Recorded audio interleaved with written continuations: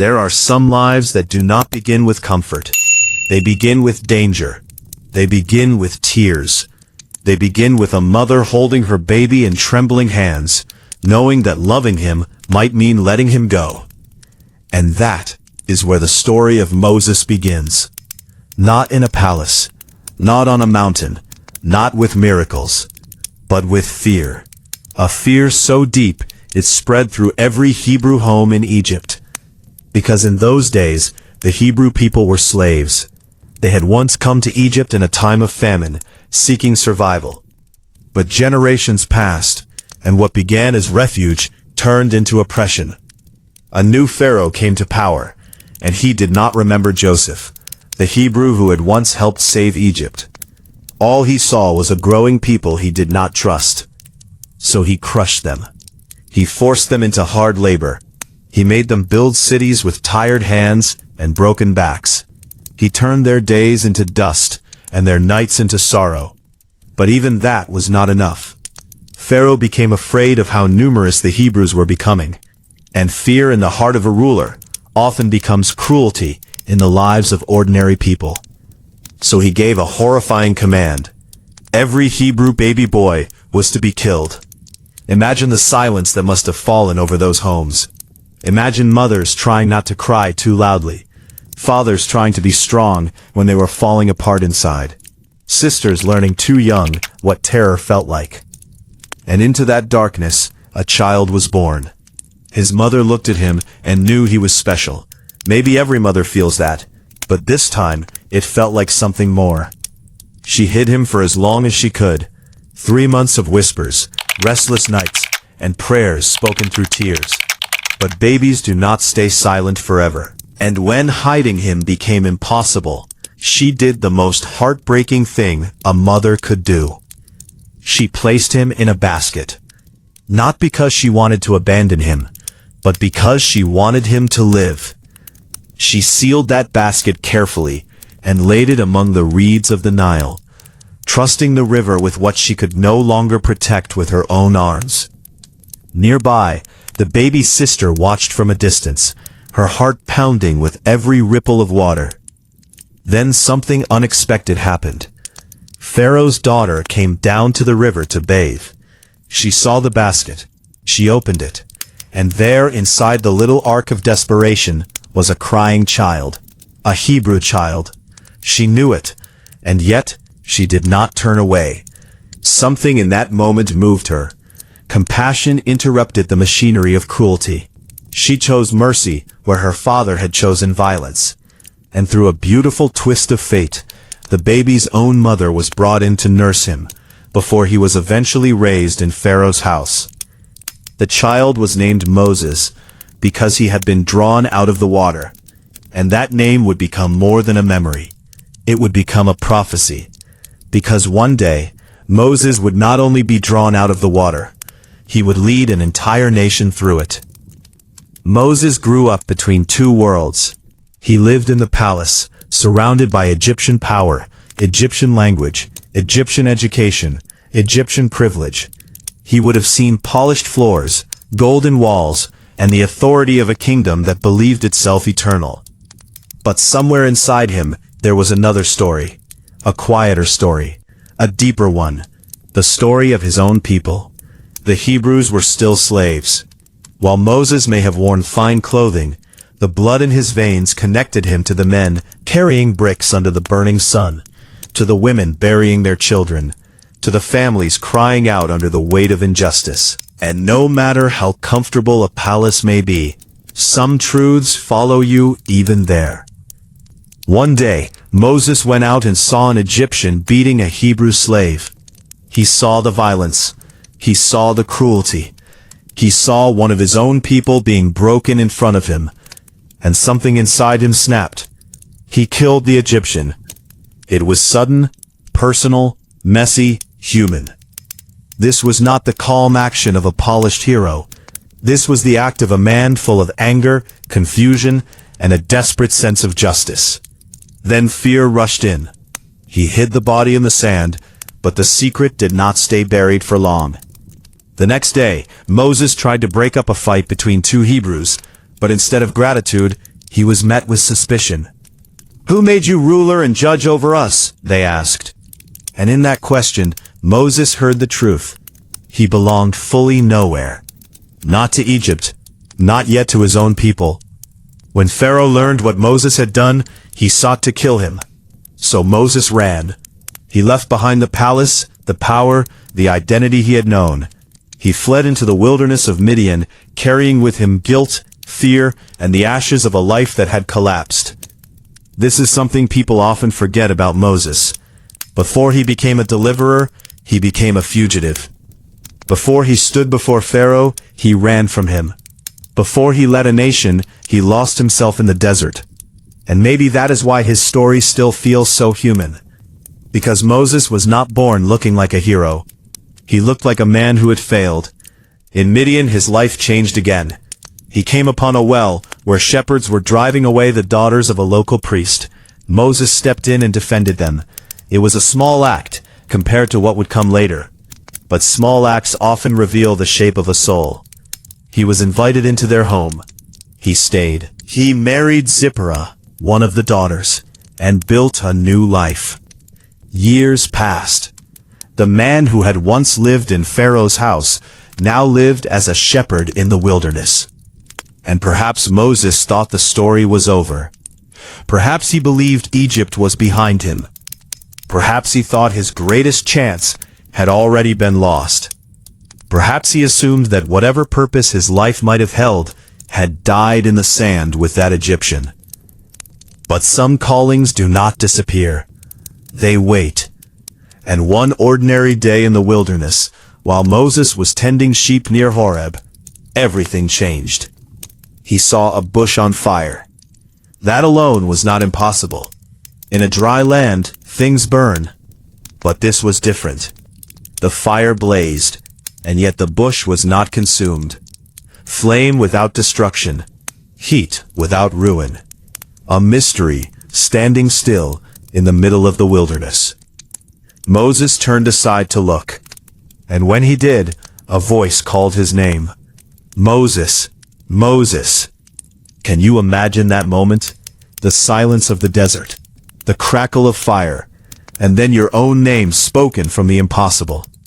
Moses answered, "Here I am." And the voice told him not to come any closer, to take off his sandals, because the ground beneath him was holy. This was no ordinary fire. This was the presence of God. Then came the words that changed history. God told Moses that he had seen the suffering of his people in Egypt. He had heard their cries. He had not forgotten them. And now he was going to rescue them. But he would do it through Moses, the man who had spent years in hiding, the man who had failed, the man who no longer saw himself as capable. Moses immediately resisted. "Who am I," he asked, "that I should go to Pharaoh?" It is one of the most honest questions in all of Scripture. Because beneath it is a truth many of us know too well. When purpose arrives, insecurity often speaks first. Who am I to do this? Who am I to lead? Who am I to speak? Who am I to stand before power? But God did not answer by praising Moses. He did not say, "Because you are strong," or "Because you are brilliant," or "Because you are enough." He said, "I will be with you." That was the answer. Not Moses' ability, God's presence. Then Moses asked the question of identity. "If the people ask who sent me, what shall I say?" And God answered with one of the most powerful declarations in the Bible. "I am who I am." Not a God limited by place, fear, empire, or time. Not a God who had forgotten. Not a God who was absent. But the living God who sees, hears, remembers, and acts. Bible Gateway. Still, Moses hesitated. He doubted his speech. He doubted himself.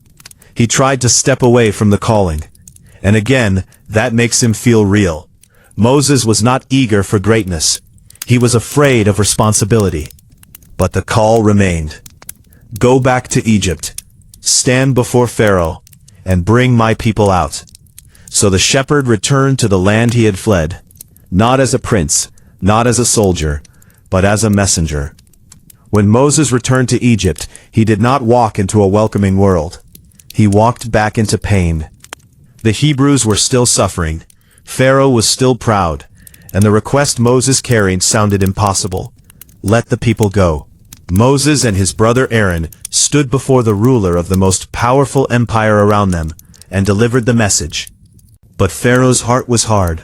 He did not bow to the God of the Hebrews. He mocked the demand. He increased the burden on the slaves. He made their suffering heavier. And just like that, Moses' mission seemed to make everything worse. That is another hard truth in this story. Sometimes obedience does not bring immediate relief. Sometimes the first result of doing what is right is resistance. But the story was not over. Then came the plagues. One after another, signs of judgment struck Egypt. Waters turned to blood. Frogs overwhelmed the land. Gnats and flies invaded. Livestock died. Boils erupted. Hail fell. Locusts devoured. Darkness swallowed the sky. Each plague was a confrontation, not only with Pharaoh's pride, but with the illusion that Egypt was untouchable. Still Pharaoh resisted. Again and again he wavered, negotiated, hardened, and refused. Pride can be like that. It will watch a nation break before it admits it is wrong. Then came the final night, the night of Passover. The Hebrew families were told to prepare a lamb, mark their doorposts with its blood, and eat in haste, sandals on, staff in hand, ready to move. This was not just a meal. It was a moment between bondage and freedom. A night of sorrow in Egypt, but a night of rescue for those who trusted and obeyed. At midnight, the final plague fell. Egypt wailed. From the house of Pharaoh to the lowest home, grief spread across the land, and at last, Pharaoh broke. He called for Moses and Aaron and told them to go, leave, take your people, worship your God, just go. And so they went. After centuries of bondage, after generations born under oppression, after years of crying out, a people finally rose and walked toward freedom. They left in such haste that their bread had no time to rise. They carried children, memories, grief, hope, and the bones of Joseph. Because even old promises were being remembered now. Bible Gateway, Bible Gateway. Can you imagine the sound of that departure? The shuffle of thousands of feet, the cries of children, the bleating of livestock, the stunned silence of people who could hardly believe the chains were truly behind them. But freedom is rarely simple, because not long after they left, Pharaoh changed his mind. Of course he did. Tyrants do not release power easily. And when he realized the Hebrews were gone, he sent his army after them, chariots, horsemen, and the full force of Egyptian might, racing toward a people with no weapons, no walls, and nowhere obvious to run. In front of them was the sea. Behind them was Pharaoh, and all around them was panic. The people cried out in fear. They turned on Moses. They accused him of leading them to death. In that moment, the dream of freedom collided with the terror of reality. And Moses, standing between a frightened people and an advancing army, spoke words that have echoed through generations.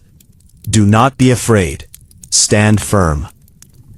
Then God told Moses to stretch out his hand over the sea, and the waters parted. Not in some quiet, decorative way. This was not a gentle miracle for comfort. This was a path carved through chaos. Wind roared through the night. Walls of water rose on either side. The seabed became dry ground, and the people walked through, step by step, family by family, fear and faith moving together. When the Egyptians followed, the waters returned. Pharaoh's army was swallowed, and the same sea that became a road for the Hebrews became judgment for their oppressors. On the far shore, the people stood alive, stunned, and free. Moses had once been drawn from the water as a helpless child. Now through him, a nation had been drawn through the water into a new future. Bible Gateway. This is where many people imagine the story should end. The slaves are free. The enemy is gone. The miracle has happened. But the truth is, escape from Egypt was only the beginning.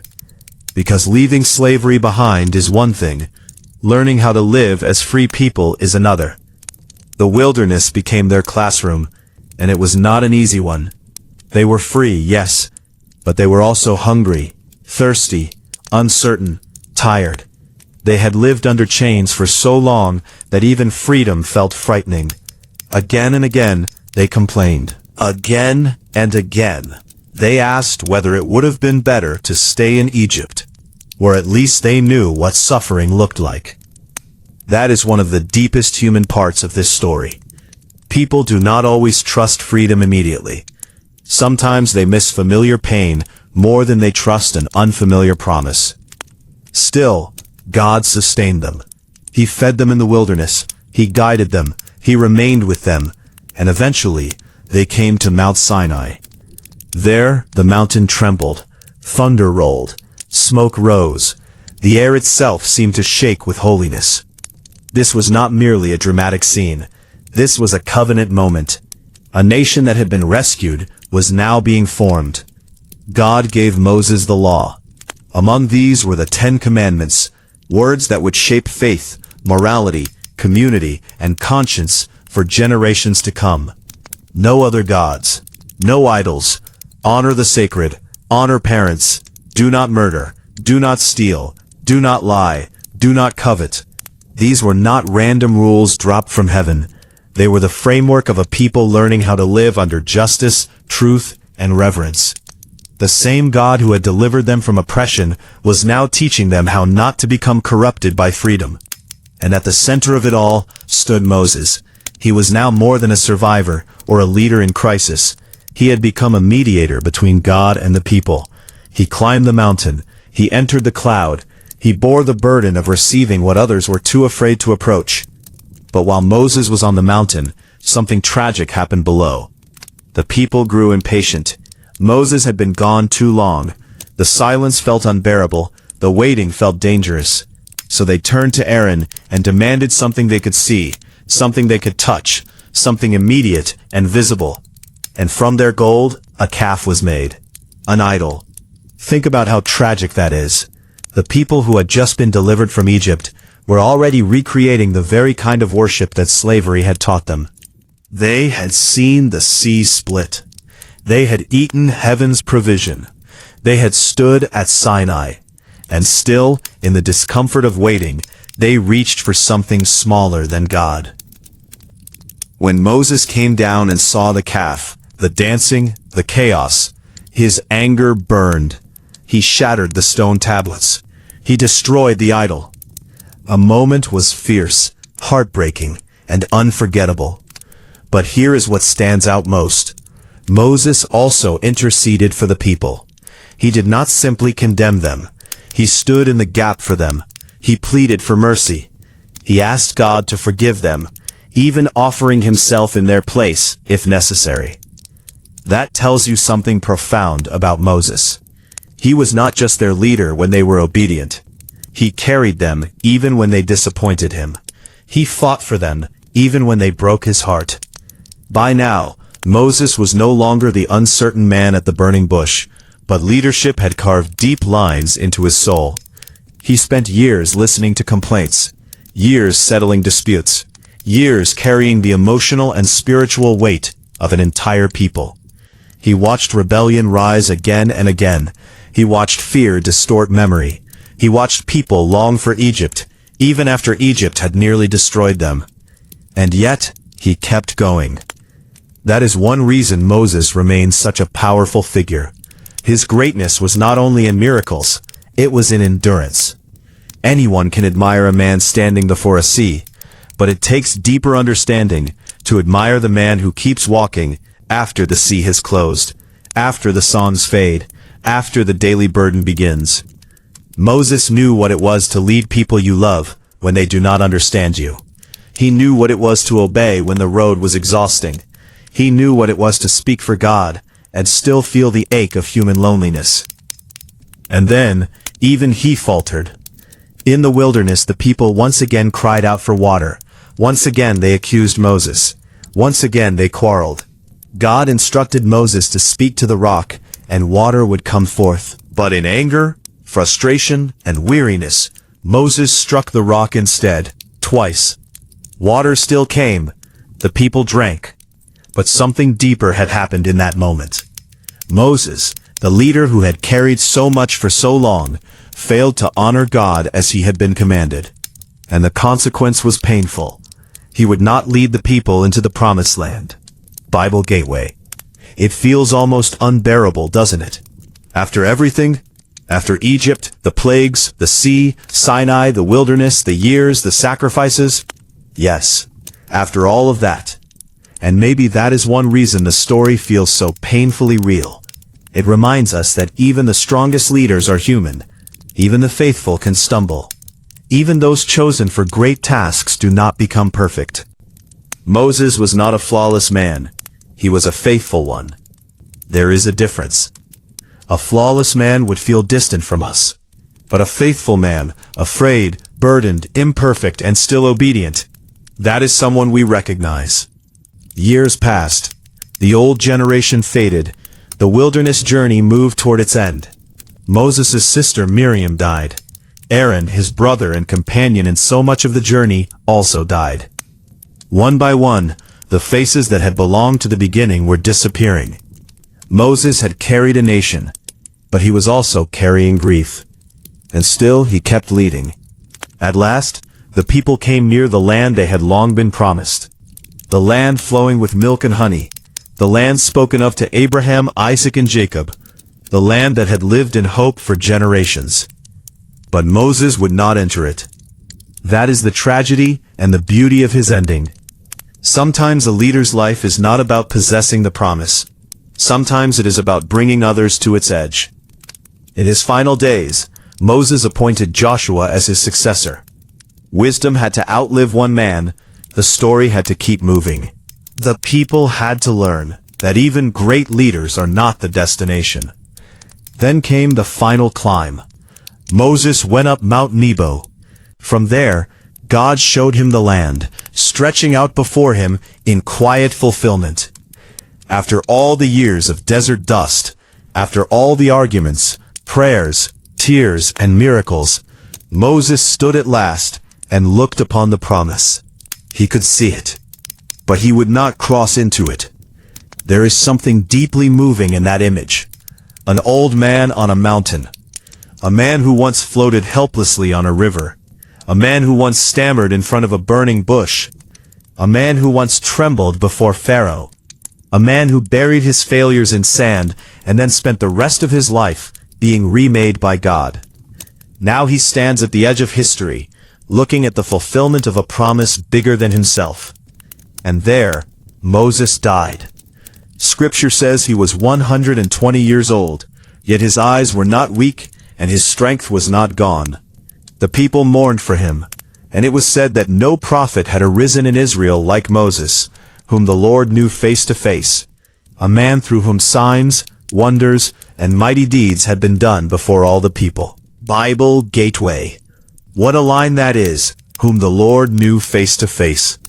Not because Moses was perfect, but because he was close. Close enough to argue, close enough to listen, close enough to tremble, close enough to obey, close enough to carry the burden of being called, and maybe that is the true heart of his story. Not just that he confronted Pharaoh, not just that he split the sea, not just that he received the law, but that he lived a life shaped by the presence of God. So what do we remember when we remember Moses? We remember the basket in the reeds, the hidden child, the prince with a divided heart, the fugitive in the desert, the man standing barefoot before holy fire, the reluctant messenger, the voice before Pharaoh, the staff over the sea, the mountain wrapped in cloud, the shattered tablets, the weary leader in the wilderness, the old man on Mount Nebo. We remember a life that proves that calling often comes to the broken, not the polished. We remember that courage is not the absence of fear. Moses was afraid many times. Courage is walking forward anyway. We remember that freedom is not only about leaving chains behind. It's about learning how to live differently. We remember that leaders can be strong and tired, faithful and flawed, burdened and brave, all at once. And above all, we remember that the God who called Moses was a God who saw suffering, heard cries, remembered promises, and moved history through one surrendered life. That is why the story of Moses still matters.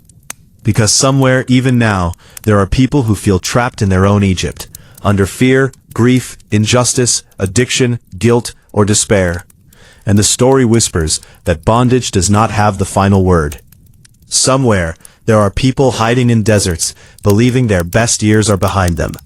And the story whispers that purpose can still find you in the wilderness.